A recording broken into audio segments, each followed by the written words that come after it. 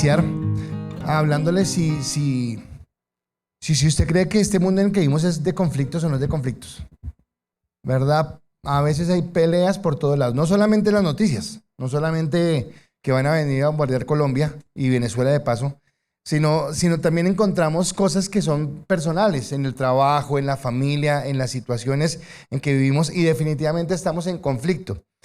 Y si en la iglesia, imagine que en la iglesia, mira al que tiene a su lado, la iglesia es llena de gente santa, de gente pura, de gente linda. Si en esta iglesia, que es de gente santa, pura y linda, hay conflictos, imagine cómo será en el mundo. Imagínese cómo será.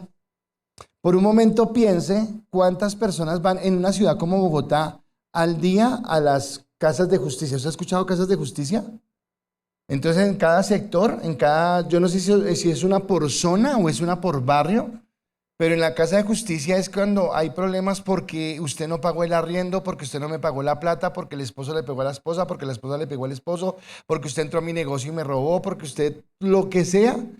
Y van allá antes de entrar en un proceso legal, van a esas casas de justicia de familia a conciliar. Y entonces hay alguien que se para y entre los dos y dice, venga, no se agarren, no se peguen, arreglen, ¿qué pasó? ¿Qué le hizo? Comprométase, bueno, lo que sea.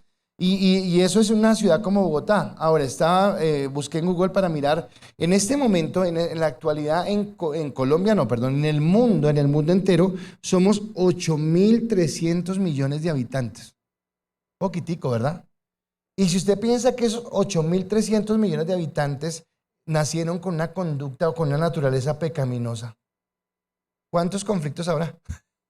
¿Cuántas peleas habrá? Así que vivimos en un mundo donde, además de tener una naturaleza caída, tenemos diferentes caracteres, diferentes temperamentos, diferentes pensamientos.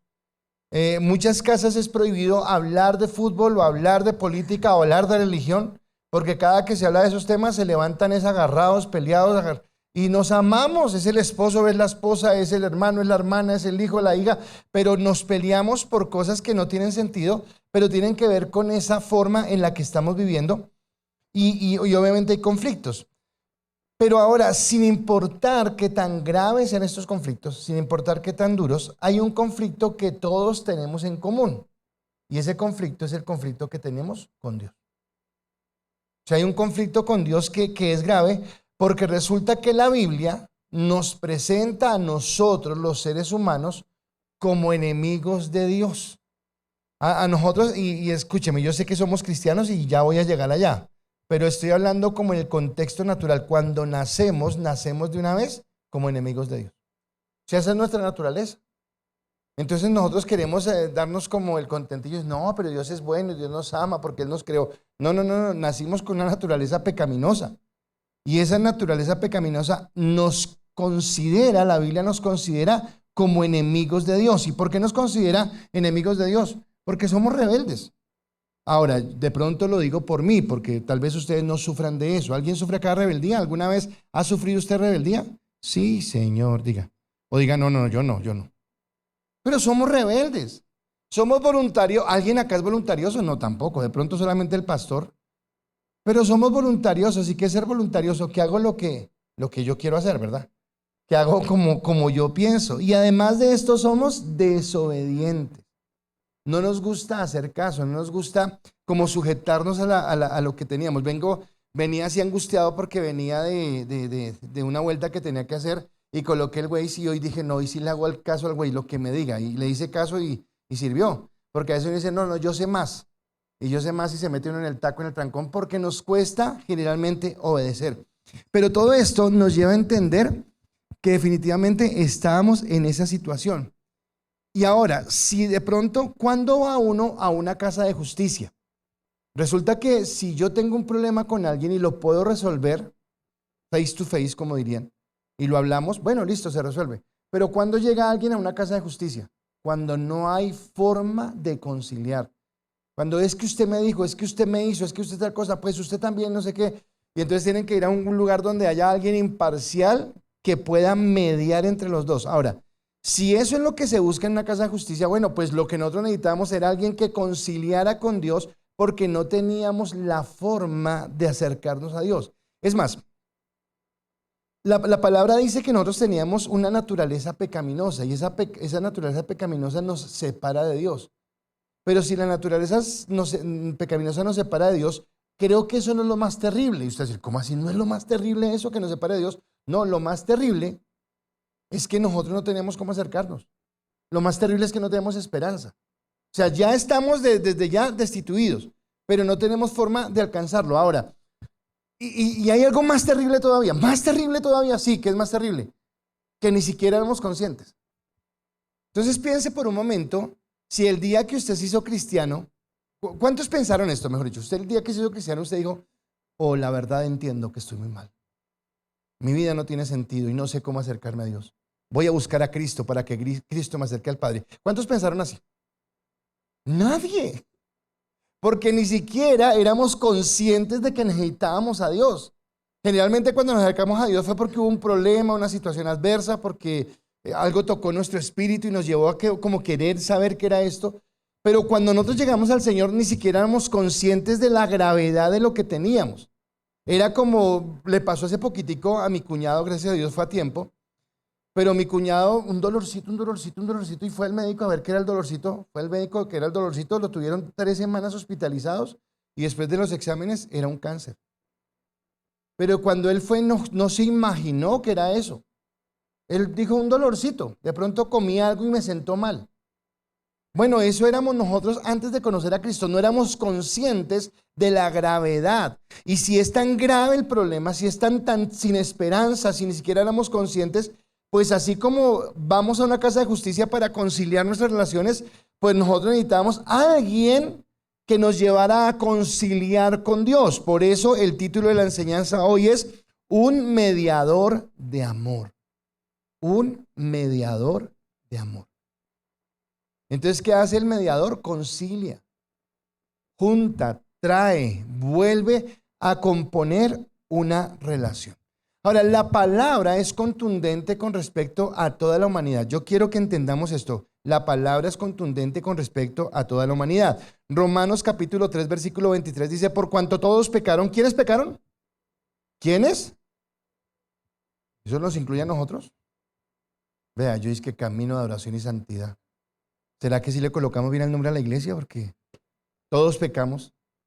Pero dice, por cuanto todos pecamos y estamos destituidos de la gloria de Dios. Obviamente, usted y yo en Cristo ya entendemos que no, pero era nuestra condición antes de que usted llegara a Cristo, no antes de que llegara a la iglesia, que recuerda que no es la iglesia la que salva, antes de que llegáramos a Cristo, nuestra condición era esta: estábamos muertos en nuestros delitos y en nuestros pecados y sin esperanza, y no teníamos esa opción de acercarnos. El domingo pasado hablábamos acerca de cómo el tabernáculo que Dios había hecho en la tierra era un símbolo de Cristo y de su sacrificio y de todo lo que hacía. Y decíamos y empezamos hablando de cómo Moisés había hecho el tabernáculo no como a él le apareció, no como él dijo, oiga, vamos a hacerle 3 cuarticos, vamos a ponerle el candelero acá para que se vea bonito, lo decoramos acá, de pronto le vamos a quedar una foto acá de Rambo y otra acá de Jason. No. Todo lo que había en el tabernáculo fue diseño de Dios. Los utensilios, las cosas que ven eran orden de Dios, y todo, como vimos el domingo, tenía una tipología de quién iba a ser Cristo. Pero ahora, cuando hablamos del tabernáculo celestial, estamos hablando del cielo, ya no estamos hablando de algo acá en la tierra. Entonces, es como si usted hubiera cometido un delito tan grave. Nosotros podemos cometer delitos acá en el país, en la ciudad, en el barrio, y nos buscan. Que se robó el roscón en la tienda de la esquina, por favor, búsquenlo. Pero cuando usted lo busca a la Interpol, no lo busca a la Interpol porque se robó el roscón en la panadería, no lo busca porque ya hizo algo que afectó a nivel, ¿qué? Internacional. Bueno, lo que nosotros hicimos no afectó a nivel internacional, sino a nivel universal. Nuestro juicio, nuestra condena, nuestro archivo de delitos, de pecados, estaba en los archivos celestiales. Y es allí donde está el tabernáculo celestial, donde tiene que conciliarse, donde tiene que entrar esa comunión. Por eso, mi primer punto de la enseñanza de este mediador por amor es un tabernáculo celestial. ¿Cuál es el tabernáculo celestial? ¿Por qué tomé la figura de la casa de justicia? Porque realmente, o sea, obviamente no tiene ninguna especificación ni nada, pero la casa de justicia es un lugar que o compra o arrienda al distrito para que en los conflictos que haya, como hay tanta congestión de jueces y de tantas cosas, oiga, antes de ir a un proceso legal, antes de demandar, ¿por qué no buscan ustedes la forma de conciliar? Bueno, el tabernáculo era el lugar donde se conciliaba. El tabernáculo era el lugar donde podíamos decir, oiga, o que Dios, reconocemos que hemos pecado, reconocemos que hemos fallado, estamos hablando del pueblo de Israel, y queremos presentar esta ofrenda para que esta ofrenda como que sea algo que nos lleve a conciliar. Ahora, en Hebreos capítulo 9, versículo 11, la palabra continúa diciendo, pero estando ya presente Cristo, está hablando ya de la llegada de Cristo, sumo sacerdote de los bienes venideros, y está hablando de unos bienes, de unos tesoros, de unas promesas venideras, por el más amplio y más perfecto tabernáculo, no hecho de manos, es decir, no de esta creación. Y entonces nos está dando a entender que no está hablando de ese del que hablamos el domingo, no está hablando de ese que armó Moisés en el desierto y que después Salomón levantó y que después Herodes, no está hablando de ese, está hablando de algo más grande. Está hablando de algo celestial, está hablando de ese tabernáculo que se levantó y dice que Cristo entró a ese lugar santísimo. Cuando usted lee la pasión de Cristo, cuando usted lee el último momento de su ministerio, usted sabe que a él lo llevaron a un lugar que se llama el lugar de la calavera y allá lo crucificaron y allá fue donde se derramó su sangre. Él no estaba en ningún tabernáculo.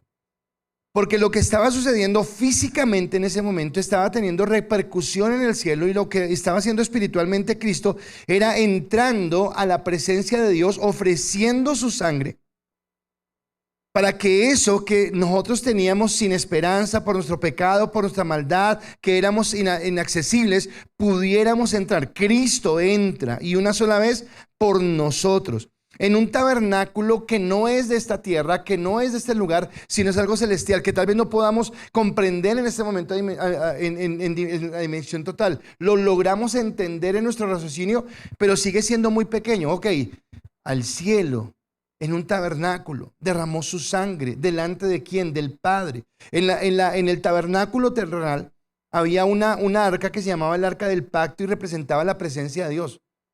Bueno, pues la presencia de Dios en el cielo no está representada en un arca. La presencia de Dios llena el cielo. La presencia de Dios está en todo lugar. Quiere decir que si yo voy con mi pecado, yo no puedo entrar a ese lugar porque voy a perecer por mi maldad. Y eso era tan grave que necesitaba de ese mediador que estuviera en esa parte. ¿Y que nos ofrece allí? Redención eterna. Vamos a hablar en un momento de la palabra redención, pero ¿a quién le ofrece redención? Y esto, yo no sé si usted lo aprecia como lo estoy valorando yo, pero es entender que si Cristo tenía a sus elegidos, o sea, Cristo no fue, y no sé si suena esto muy despectivo, pero Cristo no fue a perder el tiempo. O sea, Cristo no fue y entregó su vida en la cruz del Calvario y dijo, a ver cuántos creen. Porque tal vez ninguno hubiera creído. Sino que Él mismo, recuerdan que Él dice que Él llevó nuestros pecados, que Él fue nuestro garante, es lo que hemos dicho antes.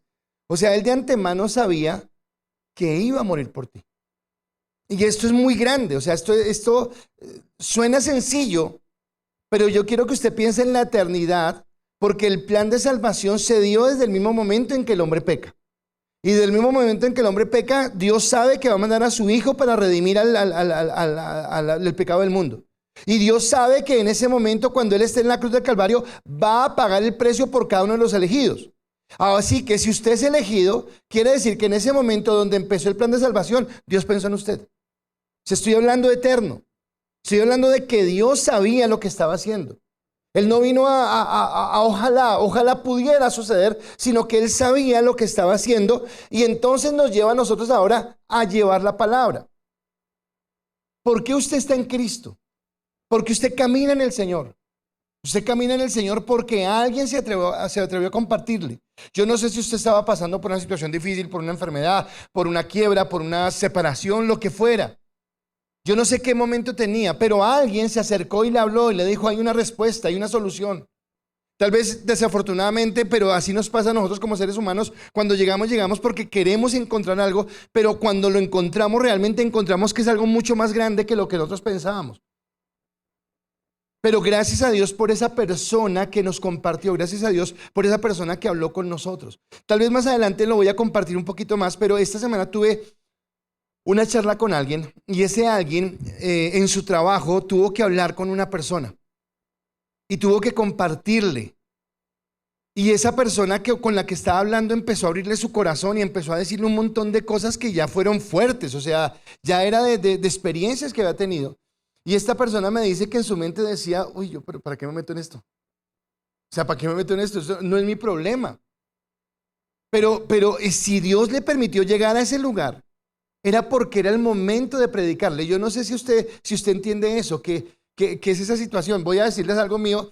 Espero que me entiendan, yo era un joven, obviamente joven, buen mozo, simpático, pero yo trabajaba, ya conocía al Señor y yo trabajaba en el centro y un día hay una china morenaza que había en esa, y yo dije, uy, esta china está divina la china, voy a charlármela. Y usted sabe que yo le voy a charlar era para compartirle de mí, no para compartirle de Dios, yo quería compartirle de mí, que me aceptara a mí. Pero resulta que cuando salimos del trabajo yo le dije que la acompañaba al bus y ella me hizo una pregunta. Yo no recuerdo qué pregunta fue, pero esa pregunta me dio pie a mí para hablarle del Evangelio. Pues resulta que ningún bus ni ningún nada, nos fuimos caminando como 1 hora y media hasta la casa de ella. Pero todo el tiempo nos fuimos hablando de la palabra. Porque cada que yo le hablaba, a ella le surgía una pregunta, le surgía una duda, le surgía un montón de cosas. Eso pasó ese día. Yo recuerdo que estábamos como finalizando, por eso era que le caía yo a la china, porque ya se acababa la temporada, ya nos volvimos a ver. Pues no tuve tiempo de compartirle de mí porque solamente le compartí de Cristo. Jamás nos volvimos a ver. Pero como 7, 8 años después yo me volví a encontrar con esa persona. Y cuando esa persona me vio, corrió y me abrazó, yo dije, le impacté. Pero no me abrazó por mí, sino me abrazó porque me dijo gracias. Porque esa noche cambió mi vida. Ahora, ¿quién la cambió? Dios, a través del Espíritu Santo. Pero yo tuve que hacer mi parte y fue abrir la boca. Entonces dice la palabra en Romanos 10:15, ¿y cómo predicarán si no fueren enviados? Y como está escrito, cuán hermosos son los pies de los que anuncian la paz, de los que anuncian buenas nuevas. Así que como alguien así le compartió a usted, como alguien se acercó y una y otra vez golpeó a su corazón, le dijo, vea, no es por ahí el camino, vea tal cosa, vea tal otra. Así como nosotros recibimos de alguien ese compartir, ahora estamos llamados también a llevar esa palabra. Y esto es algo que yo siempre digo, porque tal vez de una manera rara, en algún momento, no en esta iglesia, pero la iglesia en general cayó en un error. Y el error que cayó fue que era la labor del pastor. El pastor que vaya a evangelizar, el pastor que vaya y nosotros estamos ocupados. No, la labor de evangelizar es de toda la iglesia. Y resulta que hay lugares al que usted va a llegar donde el pastor tal vez nunca llegue. Y un ejemplo fue de esta persona que le digo. ¿Por qué esa persona resultó hablando con la señora con la que está hablando? Porque su trabajo llevó a esa persona a ese lugar. Hay personas con las que usted se cruza, con las que usted habla, con las que usted comparte que nadie más tiene la oportunidad. Y la pregunta es si usted está aprovechando ese tiempo para hablar. ¿Cuántas veces encontramos gente afligida? ¿Cuántas veces encontramos gente con dolor, con tristeza en su corazón? O tal vez con el anhelo de conocer. Yo sí quisiera, pero no hay alguien que me hable, no hay alguien que me diga. ¿Recuerdan a Felipe cuando se acercó al etíope? Que el etíope estaba leyendo la palabra. El etíope no estaba en un problema, no, el etíope estaba queriendo buscar. Y cuando Felipe le pregunta, ¿y entiendes? Y él dice, pero ¿cómo entiendo si no hay quien me explique? Y viene él y se acerca y le da el evangelio, le entrega las buenas nuevas. Así que es una responsabilidad que tenemos. Tú y yo tenemos esa responsabilidad. ¿Y de qué vamos a hablar? De esos bienes venideros. Entonces obviamente empezamos a hablar del perdón de Dios, de la bendición de Dios, pero recuerden que a nosotros Dios ya no nos está dando la misma leche, ya no está diciendo es que Dios nos ama, es que Dios es tan lindo, es tan bello, no, nos está permitiendo entender realmente qué significa el evangelio, realmente qué fue lo que Dios hizo por nosotros, y habla de unos bienes venideros que son para nosotros, pero también para los que van a llegar. Cuando Cristo murió en la cruz del Calvario, murió por todos aquellos que iban a colocar su fe y su confianza en Él. Pero yo quiero que usted sepa que gente que colocó su confianza en Él no solamente son los que estaban después de Cristo. Nosotros creemos en el que ya vino. Pero antes de nosotros y antes de Cristo, muchos creyeron en el que iba a venir. Y tanto los que creyeron en el que iba a venir como nosotros que creemos en el que vino, todos en un solo grupo nos llamamos iglesia. Y entonces eso me lleva a mí a entender que hay una iglesia visible. La iglesia visible es esta, de las personas que nos vemos, que nos conocemos. Pero la real iglesia del Señor es la iglesia universal, compuesta por todos los hombres y mujeres en todos los tiempos, en todas las edades, en todos los momentos, que han confiado en Cristo como el Señor de su vida, que lo han declarado. Y cada uno de ellos fue por quienes Cristo murió en la cruz del Calvario. Y la iglesia ha empezado, pero solamente como a mirarlo, como chispitas, como un pequeño pedacito de la gloria de Dios. Hemos empezado a ver cosas pequeñas de esos bienes venideros que vienen. Dice la palabra en Hebreos 12 del 22 al 24. Sino que os habéis acercado, habla de nosotros, al monte de Sión, a la ciudad de Dios, del Dios vivo, a Jerusalén celestial, a la compañía de muchos millares de ángeles, a la congregación de los primogénitos que están inscritos en los cielos, a Dios el juez de todos, a los espíritus de los justos hechos perfectos, a Jesús el mediador del nuevo pacto y a la sangre rociada que habla mejor, que la de Abel. Y está hablando del sacrificio que tuvo que hacer Abel por haber ofrecido una mejor ofrenda. Pero está diciendo que nosotros tenemos esa entrada a ese trono celestial. Yo les decía el domingo, era mucha elegancia, era mucha perfección el tabernáculo de Dios para que estuviera en un desierto. Y para que fuera algo como si fuera un circo que armaban y desarmaban, que montaban y desmontaban. Mas sin embargo, eso tan glorioso que se ve en el desierto no tiene punto de comparación con el lugar que usted y yo vamos a poder ver. Con esa gloria, con esa gracia, con esa bendición. Yo no sé cuántos de ustedes, ¿cuál es la fiesta más elegante que usted ha ido? ¿Cuál es el lugar más, así que usted diga, wow, esto es muy bonito, esto es muy elegante? Vea, lo que usted haya experimentado no tiene punto de comparación con ese lugar al que vamos a ir. En las parábolas, en los grupos, ¿cuál era la parábola? ¿Cuál era la parábola donde decíamos que el Señor hizo una fiesta y que la gente no vino, pero después fue y dijo a la gente que viniera, pero que llegó uno que no estaba vestido para la fiesta? ¿Recuerdan? Y ese que no estaba vestido para la fiesta quiere decir que es aquel que no entendió al lugar que estaba siendo invitado, que no entendió la grandeza, que no entendió la dimensión de quién lo estaba invitando. Así que esta realidad celestial era la que escondía el tabernáculo terrestre, que nos mostraba lo perfecto y que nos permite entrar a través del sacrificio perfecto de Cristo. Y esto nos lleva a entender el poder de la expiación. Y acá viene, ¿y qué es expiación? Porque escuchamos la palabra. Pues expiación, si yo lo busco en el diccionario, dice acción de expiar. Y usted dice, interesante. ¿Y qué es expiar? Resulta que la expiación, cuando hablamos de la expiación, cuando la palabra habla de la sangre de Cristo, que vamos a hablar en un momento, y sí, claro, la sangre de Cristo tiene poder, pero no está refiriéndose únicamente al líquido, a la sangre que fue derramada, sino está hablando en el contexto a toda la obra expiatoria, vuelvo a la palabra expiatoria, que Cristo hizo. Y quiere decir a todo ese plan que Dios diseñó cuando, desde la eternidad. Déjeme llevarlo, no quiero que sea egoísta porque el egoísmo es pecado, pero quiero que piense por un momento egoísta, piense de una manera egoísta. Y piense en usted. Y piense que Dios te ha amado desde la eternidad. O sea, ¿qué significa para ti que Dios te haya amado desde la eternidad? No ha sido concebido. Nadie, además de Dios, sabe que un día va a existir. Sofía, Víctor, Héctor, Mónica, Nicole, Jerónimo, Chelsea. Solamente Dios. Como dice en Romanos, no has hecho nada bueno y no has hecho nada malo. Pero ya Dios pensó en ti. ¿Por qué hago énfasis en esto? Porque si yo logro entender quién es el Dios en el que yo creo, eso hará que mi fe realmente me lleve a confiar en Dios.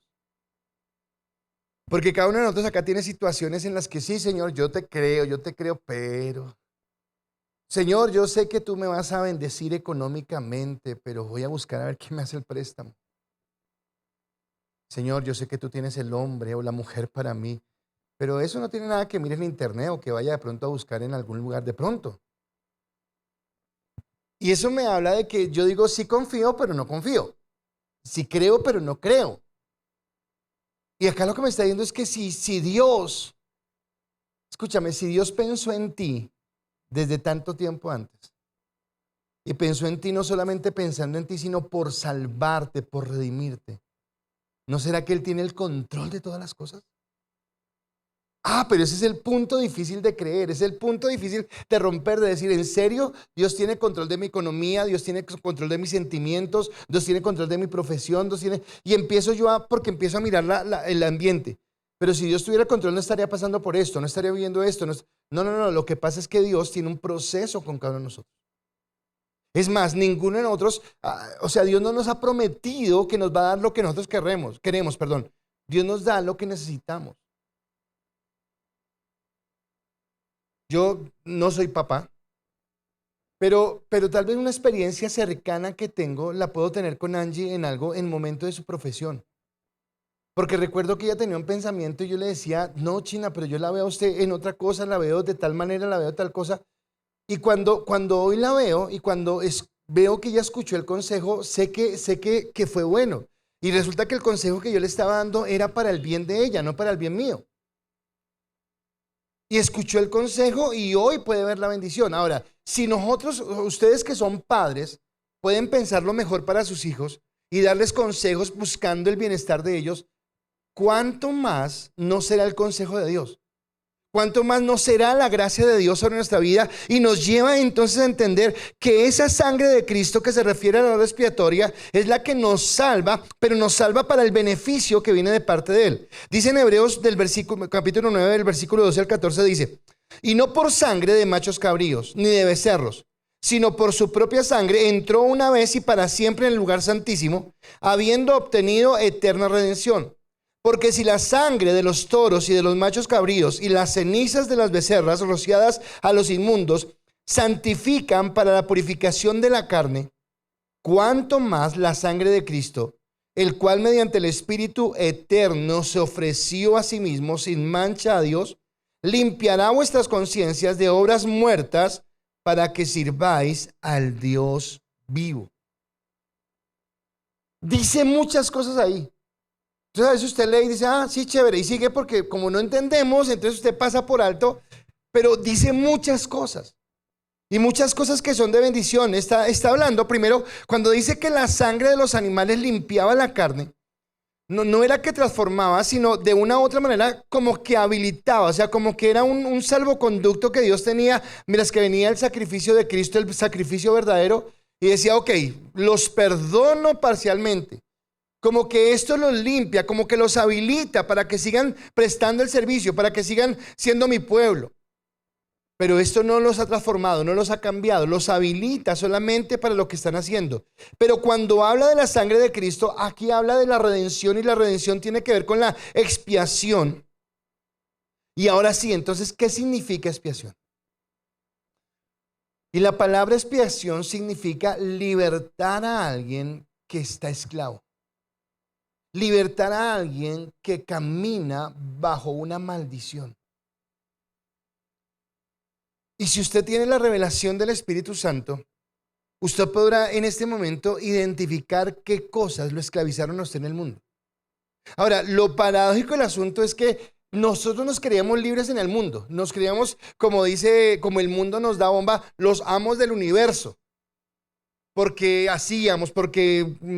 la piratuna, el engaño, la farra, la borrachera, lo que sea, no quiero entrar en detalles. Pero supuestamente nos sentíamos realizados. Pero tal vez ahora entendemos que eso no era así, no era tan pleno que nos tenía, sino que esas situaciones nos condenaban. Me imagino que es en la mayoría de los casos, no estoy diciendo que sea así, pero cuando yo tengo la oportunidad de hablar con personas que cayeron en la adicción a las drogas, pues resulta que cuando alguien cae en una adicción a la droga, primero cae por curiosidad, porque quiere saber qué es eso. Porque al principio tal vez le gusta la sensación que experimenta. Pero con el tiempo no es que le guste, sino que lo necesita porque su cuerpo ya no puede estar sin ello. Y sin darse cuenta se convirtió en esclavo del vicio el que está consumiendo. Y ese ejemplo que coloco con la droga era lo que nosotros teníamos con el pecado, que nos llevaba a una esclavitud de nuestro ego, de nuestro orgullo, de nuestra vanidad, de nuestra soberbia, de lo que fuera.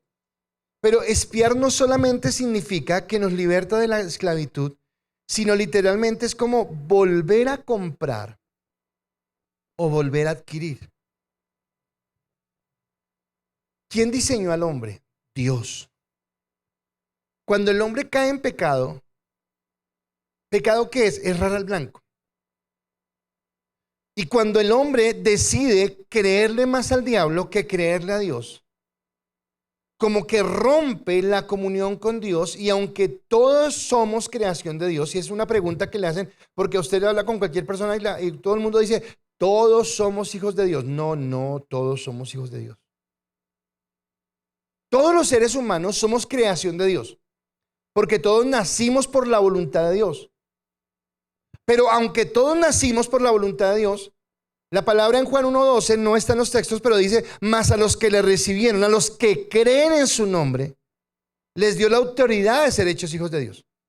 Así que no todos son hijos de Dios, sino los que creen en Él. Y los que creemos en Él, entonces es los que volvimos a ser comprados o volvimos a ser adquiridos, como que otra vez volvimos al lugar de origen, al que realmente pertenecemos, donde realmente nos vamos a sentir bien.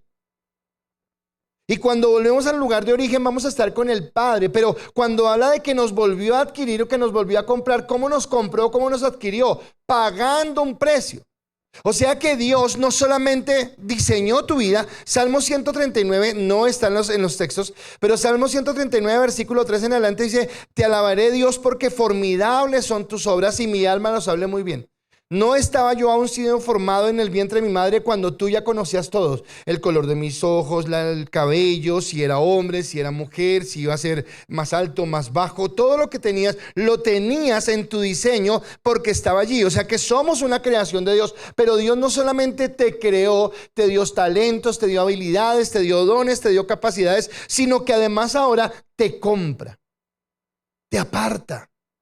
Él te apartó, ahora le perteneces. Ya no solamente eres creación de Dios, sino que ahora Él te ha comprado.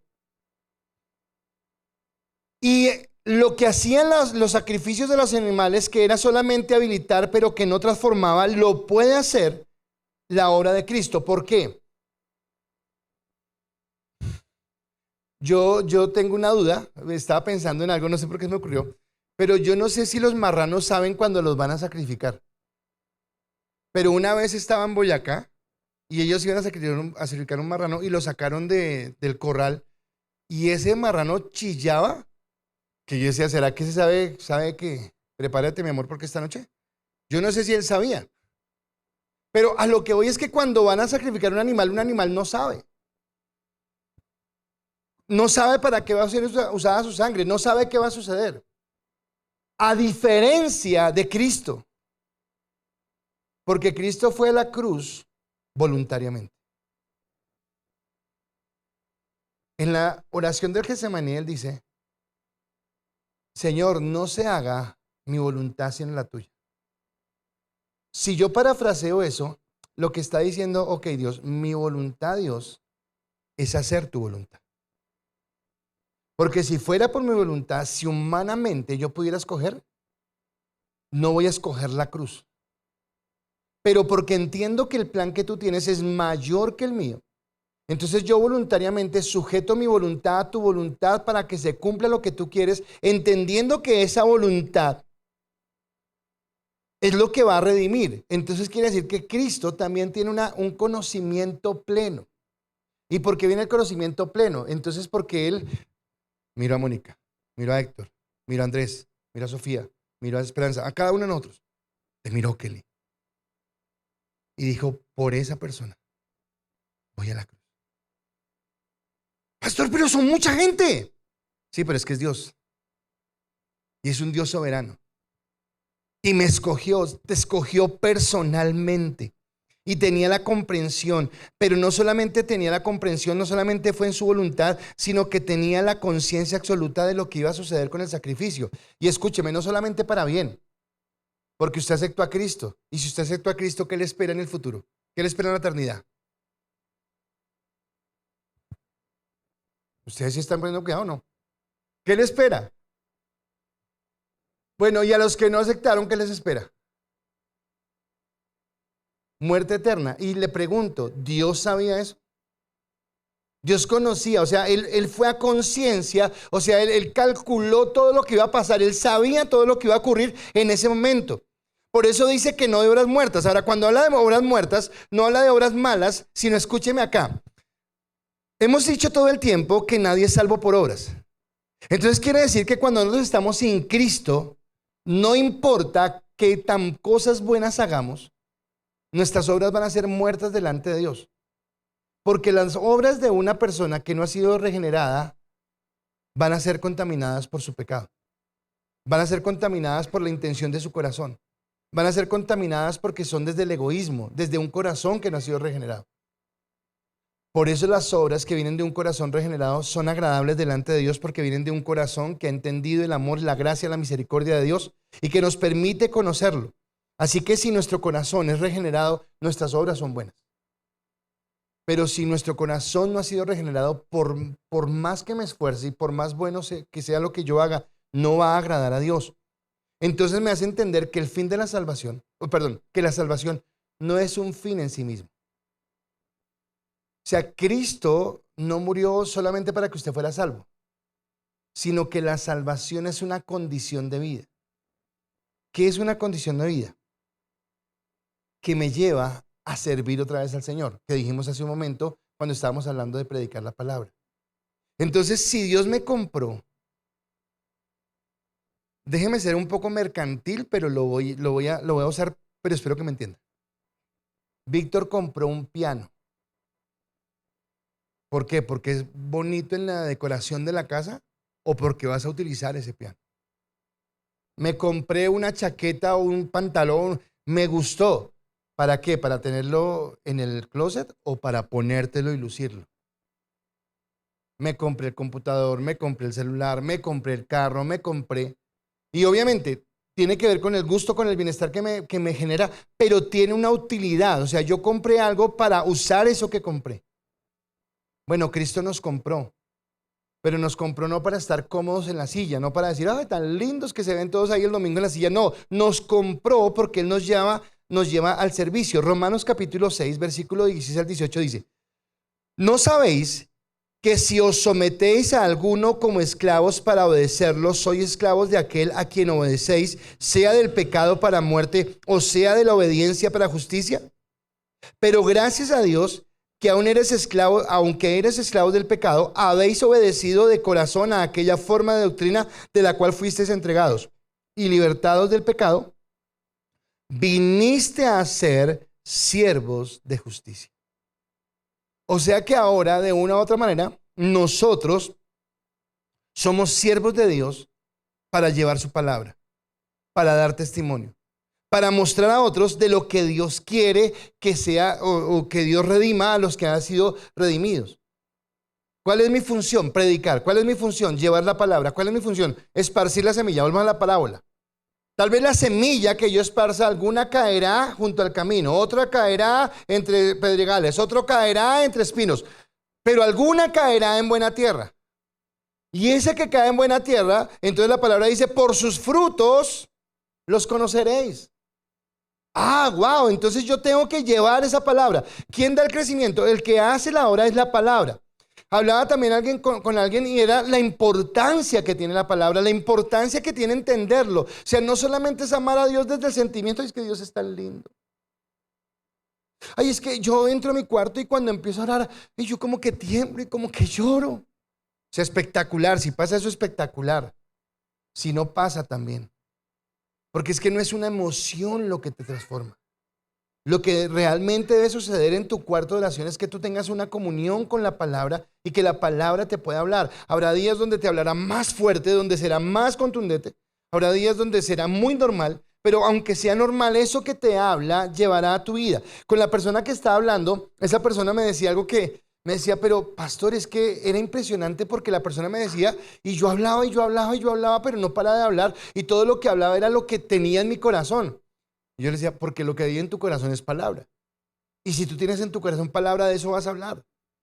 Que eso lo he dicho yo en otros términos cuando digo, pero si el Espíritu va a buscar y lo que encuentra es que, ¿en qué estamos? En Chepe Fortuna, en el reality de moda, en esto, pues vas a hablar de eso. Pero si tu corazón está lleno de la palabra, de eso es de lo que va a hablar el Señor. Así que me lleva al último punto, y es que Cristo es un mediador de amor. Entonces, gracias por habernos elegido. Y escúcheme, es tremendo. O sea, es fuerte entender que Dios nos eligió, que Dios nos escogió, que Dios nos miró con ojos de amor. Pero ¿cómo pagó el precio? Dice en el versículo 15, así que por esto es mediador de un nuevo pacto, para que interviniendo muerte, para la remisión de la transgresión que había bajo el primer pacto, los llamados reciban la promesa de la herencia eterna.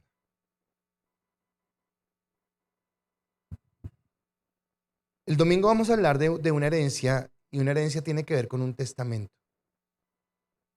Pero ¿en qué momento alguien puede disfrutar de un testamento? Cuando muere la persona. Antes no. Antes no. Y Cristo nos dio una herencia. Pero para que esa herencia se hiciera efectiva, alguien tenía que morir. Y él murió. Así que era necesario el nuevo pacto, era necesario el mediador, pero era un mediador de amor. Entonces vuelvo al tabernáculo. Mataban el cordero, mataban el toro, mataban la cabra, lo que fuera. Pero era el animal que cogían. De pronto sí, lo examinaban, el más gordo, el más bonito, lo que fuera. Pero el animal no era consciente, no tenía conciencia de lo que estaba haciendo. Pero Cristo, cuando fue a la cruz, él sí era consciente. O sea, no sé si usted entiende la grandeza de esto, pero él sabía. Un papá, ¿cuántas veces un papá ha querido? Voy a decir algo muy sencillo, pero lo digo porque yo lo escuché muchas veces de mi mamá. Mi mamá muchas veces me dijo, uy, quisiera salir corriendo de ese trabajo, estoy aburrida. Pero me acuerdo que usted está en la casa y tengo que aguantarme porque, y entonces lo que me está viendo es, lo amo tanto que estoy dispuesta a aguantarme que, qué sé yo, me humille, no me maltrate, lo que sea. Cristo nos amó tanto, te amó tanto a ti, que Él pudo haber dejado ir a esa cruz. Él pudo haber pasado esa humillación. Él pudo haber dicho, no me interesa. Mas sin embargo lo hizo, y lo hizo por amor. Lo hizo porque te amó. Juan 3:16, de tal manera, ahora cambiemos el versículo hoy. Entonces yo voy a recitarlo, pero cuando digamos todo el mundo, usted va a decir en voz fuerte, no todo el mundo, sino va a decir su nombre, pero lo va a decir fuerte. Entonces, porque de tal manera amó Dios, que dio a su único hijo, para que cuando tú creas, no te perdieras, sino tuvieras vida eterna. Dios te amó a ti. Te amó a ti personalmente. Y Él entendía que la única manera de reconciliar a un mundo perdido con Dios o de Dios era a través de la muerte. Y como le dije hace un momento, Él pudo negarse, mas no se negó. Lo hizo. Y murió por los elegidos. Entonces yo me preguntaba eso, yo me preguntaba cuando no entendía al principio de mi vida cristiana, yo decía, ¿y si nadie hubiera aceptado? Entonces yo me imaginaba una imagen así como que Cristo a la luz a los pies de la cruz, voy a subirme, estoy a punto de subirme, pero venga, ¿van a aceptar? Porque si no, yo no voy a ir a tremendo sacrificio y ustedes que no quieran. No, lo más seguro es que no íbamos a aceptar, porque recuerden que al principio les dije que ni siquiera éramos conscientes de que estábamos mal. Les hablé de mi cuñado fue al médico porque tenía un dolor, pero él jamás pensó que ese dolor fue una enfermedad. No, tengo un dolor. Cuando usted va al médico y le mandan exámenes, usted se los hace, pero a veces nos da como sustico, ¿no? Ay, que todo salga bien, porque usted no sabe qué va a salir. Bueno, el pecado es una enfermedad mortal. nos lleva a la muerte. Y Cristo, entendiendo eso, nos levantó para alcanzar la promesa de la herencia. Ahora, ¿qué tamaño tiene la promesa de la herencia? Dice Primera de Pedro, capítulo 1, versículo 3 al 5. Bendito el Dios y Padre nuestro Señor Jesucristo, que según su grande misericordia nos hizo renacer, está hablando de los escogidos, para una esperanza viva por la resurrección de Jesucristo de los muertos, para una herencia. ¿Qué tenemos en Dios? ¿Qué tenemos en Dios? Una herencia. Pero ¿cómo es esa herencia? Incorruptible, incontaminada e inmarcesible. Tremendo. Esos adjetivos que utiliza: es incontaminada, es incorruptible, es inmarcesible.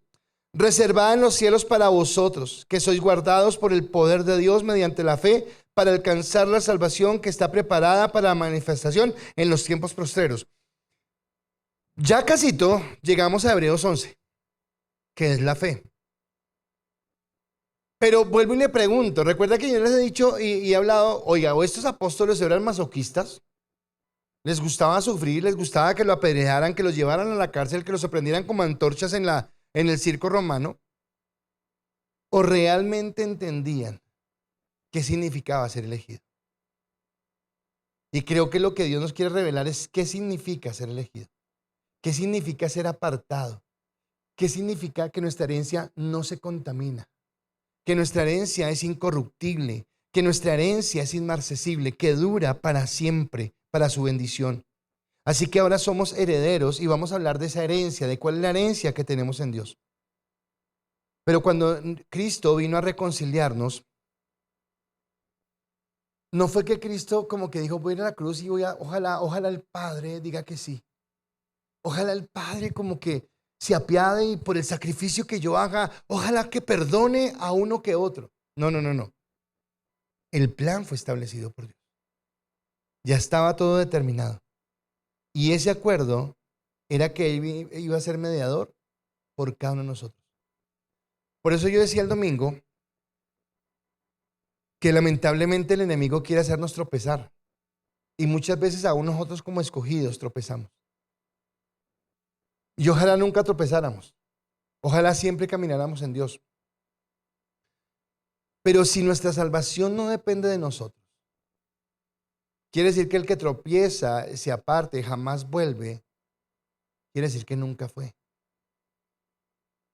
Pero hay muchos que tropiezan, y lo digo porque yo experimenté esa situación, que tropezamos, vamos al mundo, tenemos que sufrir, tenemos dolor, pero el amor de Cristo vuelve y nos acerca. Y no estoy diciendo, entonces vaya y estréllese, porque estrellarse es duro. ¿Sabe por qué yo amo tanto a los jóvenes y por qué quiero trabajar con ustedes y por qué no, como que todo el tiempo ando no dejándolos ahí como que qué están haciendo? Porque cuando yo tenía 17 años y conocí al Señor y me aparté porque pensé que no, que era muy joven para esto, no hubo alguien que estuviera conmigo. Y claro, la misericordia de Dios fue la que me volvió a traer. Pero qué bueno hubiera sido no haberme ido. Y es responsabilidad nuestra tener a los jóvenes. Tener la bendición de tenerlos acá y de saber que Dios los guarda para bendición. Así que yo quiero que entendamos que el mediador que tenemos es el mejor mediador. Y que Él decidió. Cuando yo voy a una casa, ¿cuántos acá alguna vez han ido a una casa de justicia? Yo una vez tuve que ir, no por un problema mío, sino porque acá había un señor que no pagó el arriendo y como yo administro esto me tocó ir allá. Señor, va a pagar, no sé qué. Y es feo. Y la persona que está mediando es como que, bueno, rápido que no tengo tiempo. ¿Qué van a hacer? Decían algo. O sea, como que uno dijera más bien, pues no lo haga, porque Cristo no media así. Cristo me dio porque te ama. Y yo quiero que hoy entiendas que Cristo te ama. Y que el amor de Cristo no se compara con el de nadie.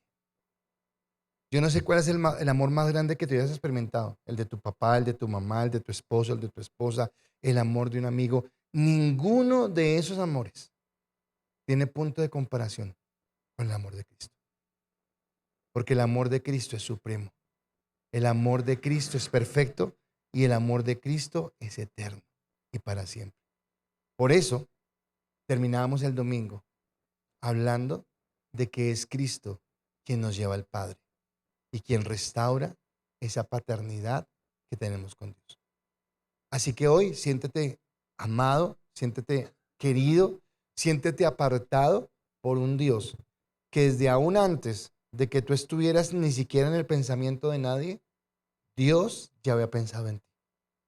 Y había pensado tanto que había preparado un plan para que tú y yo pudiéramos vivir en su gracia, en su amor.